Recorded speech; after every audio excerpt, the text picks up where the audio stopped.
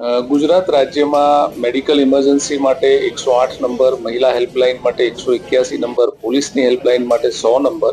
અને ડિઝાસ્ટર માટે 1070 આવા અલગ અલગ અને ફાયર ડિપાર્ટમેન્ટ માટે 101. તો વિવિધ પરિસ્થિતિમાં અલગ અલગ નંબરો યાદ ન રાખતા એક જ આખા રાજ્યનું કંટ્રોલ એન્ડ કમાન્ડ સેન્ટર હોય અને એમાં તમામ પ્રકારની ઇમરજન્સીનું ટ્રાયાજિંગ થઈ અને જે તે મદદને તાત્કાલિક કોઈ પણ સમયનો બગાડ કર્યા વગર પહોંચાડી શકાય એ માટે ભારત સરકારના ગૃહ મંત્રાલય દ્વારા 112 નંબર ડિક્લેર કરેલો છે અને ગુજરાત રાજ્યના હોમ ડિપાર્ટમેન્ટ અને EMRI મળીને આ સેવા 112 જનરક્ષક તરીકે લોકોને પ્રાપ્ત થાય એ માટેનું એક સુંદર આયોજન કરેલું છે, જેમાં હાઈ ટેકનોલોજી ઇન્ટરફેસ ક્રિએટ કરી અને આખા રાજ્યના centralise control and command centre અને જિલ્લા કક્ષાએ પોલીસના કંટ્રોલ રૂમ્સ છે અને પોલીસ સ્ટેશન સાથે અને સાથે 1000 જેટલી PCR વેન, જનરક્ષક વેન, આ બધાને ટેકનોલોજીની મદદથી પેપરલેસ મેનરમાં ડિજિટલાઇઝડ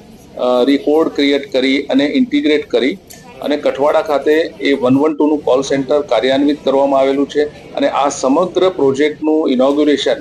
આપણા ગૃહમંત્રી, કેન્દ્રીય ગૃહમંત્રી અને સહકારિતા મંત્રી માનનીય અમિત શાહ સાહેબે 31 ઓગસ્ટના દિવસે ગાંધીનગરથી આપણા માનનીય મુખ્યમંત્રી અને નાયબ મુખ્યમંત્રીશ્રીની ઉપસ્થિતિમાં આ કાર્યક્રમનું લોકાર્પણ થયું છે. આ કાર્યક્રમ શરૂ થવાના પછી નાગરિકોને ખૂબ સારો એક્સપિરિયન્સ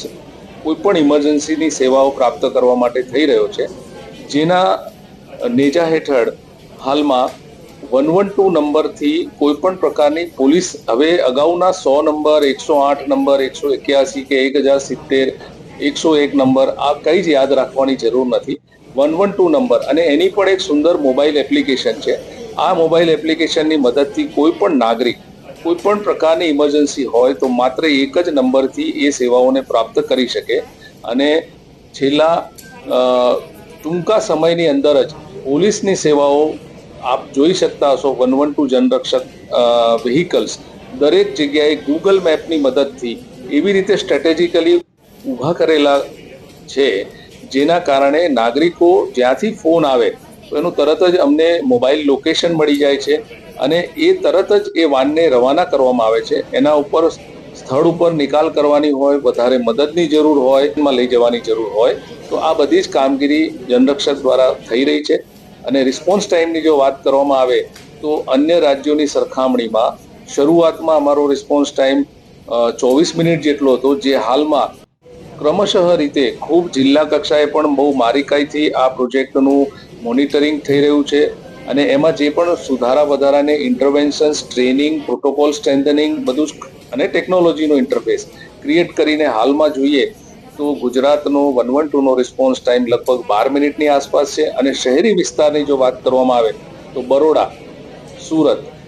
અમદાવાદ અને રાજકોટ, તો બરોડાનો માત્ર 6 મિનિટ એવરેજમાં 112ની જનરક્ષક સેવાઓ નાગરિકોને પ્રાપ્ત થાય છે અને આવનારા સમયની અંદર પણ આમાં શ્રેષ્ઠ ટેકનોલોજી, જેમાં સોશિયલ મીડિયાની મદદથી, ઈમેલની મદદથી, SMS ની મદદથી અથવા તો કોઈ પણ પેનિક બટનની સાથેનું ઇન્ટિગ્રેશન પણ આ 112 સાથે થાય.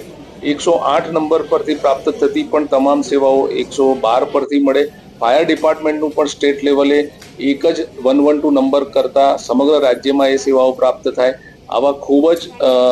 ઓપ્ટિમિસ્ટિક મિશન અને વિઝન સાથે ગુજરાતના હોમ ડિપાર્ટમેન્ટ દ્વારા શરૂ કરેલી આ સેવાઓ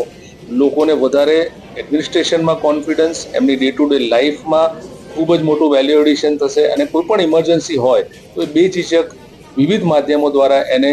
ત્વરિત પ્રાપ્ત કરી શકે એ પ્રકારનું આયોજન 112 જનરક્ષક પ્રોજેક્ટમાં ગુજરાત ખાતે કરવામાં આવેલું છે. देश और प्रदेश की खबरों के लिए अभी सब्सक्राइब कीजिए इंडिया टीवी लाइव,